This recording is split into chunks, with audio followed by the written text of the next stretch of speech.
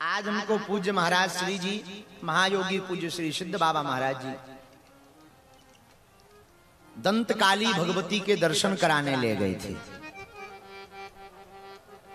केवल वहां नहीं, श्री पिंडेश्वर महादेव के भी दर्शन करवाए और केवल दर्शन नहीं किया, रुद्राभिषेक भी किया और खूब आनंद के साथ वहां पर दर्शन करके उस अखंड ज्योति का भी दर्शन किया जो कई वर्षों से वहां पर प्रज्वलित है। आप सब लोग भी कहीं बैठे बैठे भगवान महादेव को प्रणाम कर लो, आपको जाने का ही फल प्राप्त होगा। हम तो दर्शन करके आ गए, बड़ी देर से आए, लेकिन जैसे भी आए समय पर आ गए। उसके लिए I am very very not sorry, क्योंकि हमारी गलती नहीं है। आज तो महाराज जी ले गए थे, पूज्य जगत गुरु जी ले गए थे हमको। खैर ये तो होता ही रहता है, भगवत चर्चा में हम लोग हैं।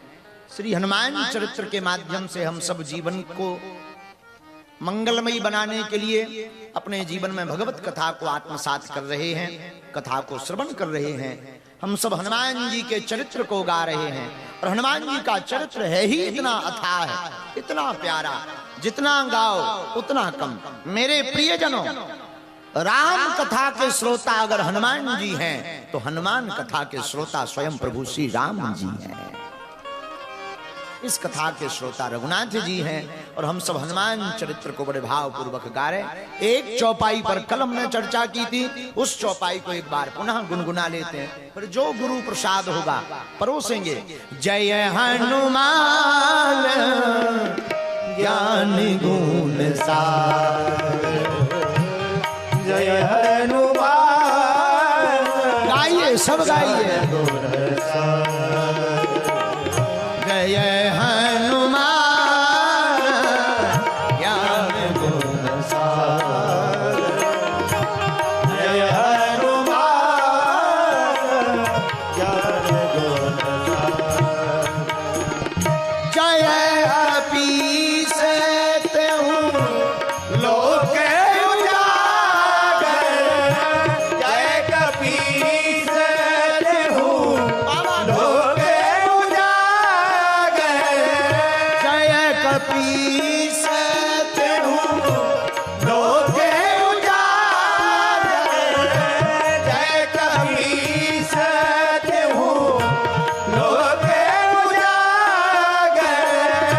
श्री राम जय राम, जय जय राम, श्री राम जय राम, गाइए। जय हनुमान ज्ञान गुण सागर, जय हनुमान ज्ञान गुण सागर, ओ जय हनुमान ज्ञान गुण सागर, जय हनुमान ज्ञान गुण सागर, जय कपीस तेहु लोक उजागर, जय कपीस तेहु लोक उजागर, जय कपीस तेहु लोक उजागर। जय कपीस तेहु लोक उजागर। हाँ, श्री राम जय राम जय जय राम, श्री राम जय राम जय जय राम। हनुमान जी महाराज की जय। हनुमान जी ज्ञान के सागर हैं, केवल ज्ञान के सागर नहीं, इनका स्वरूप का तेज, इनकी लीला का तेज और इनकी सेवा का तेज तीनों लोकों में व्याप्त है। इसलिए गोस्वामी श्री तुलसीदास जी कहते, जय कपीस तेहु लोक उजागर। तीनों लोकों में आपकी महिमा। और राम जी के अनन्य प्रिय सेवक हैं हनुमान जी, लेकिन हनुमान जी की तीनों लोकों में व्याप्ति कैसे है, इस पर अगर हम चर्चा करें मेरे प्रिय साधकों, पहले एक बात बहुत सावधान से सुनो। हनुमान जी का चरित्र केवल सुनने योग्य नहीं है, हनुमान जी का चरित्र तो जीवन में उतारने योग्य है। एक एक चरित्र उतारने योग्य है। वैसे भी हम लोग कथा को बहुत सुनते हैं, सुनना भी चाहिए, जरूरी भी, पर कथा को सुनना मनोरंजन के लिए नहीं। कथा मनोरंजन का विषय नहीं है, कथा तो मन का अंजन है। ये मनोरंजन नहीं है, मन का अंजन है। ये मन को निर्मल करती है, और जिसका मन निर्मल होता, गोस्वामी जी कहते हैं, वही प्रभु को पाता है। इसलिए मेरे प्रियजनों, आपको भगवान को पाना है तो तन की शुद्धि से ज्यादा मन की शुद्धि बहुत आवश्यक है। हम लोग तन की बहुत शुद्धि करते हैं, तरह तरह की क्रीम पाउडर का सदुपयोग करते, करना चाहिए। सदुपयोग तो नहीं कहेंगे, उपयोग करते, करना भी चाहिए, ठीक है, अच्छा है। भगवान ने जो जो कृपा आप पे कर रखी हो करो, पर तन की शुद्धि से ज्यादा मन की शुद्धि करनी चाहिए। और मन की शुद्धि भगवान की कथा से ही संभव है। कैसे संभव है? बोलो बोलो बोलो। भगवान की कथा से संभव है। बिना भगवान की कथा श्रवण किए मन की शुद्धि असंभव है। जैसे कपड़ा खराब हो जाए, गंदा हो जाए, तो हम लोग सर्फ एक्सेल का उपयोग करते हैं, साबुन का उपयोग करते हैं। उसी प्रकार मन में जब कली पावन के, ये कलयुग के तरह तरह के दोष भर जाएं, राग द्वेष दंभ ईर्षा पाखंड झूठ अन्याय अत्याचार आदि आदि प्रकार के जब यह तरह तरह की गंदगी हमारे मन में भर जाए, तब हमें अपने मन को धोने के लिए भी एक सर्फ एक्सेल का प्रयोग करना चाहिए। उसका नाम है भगवान की कथा।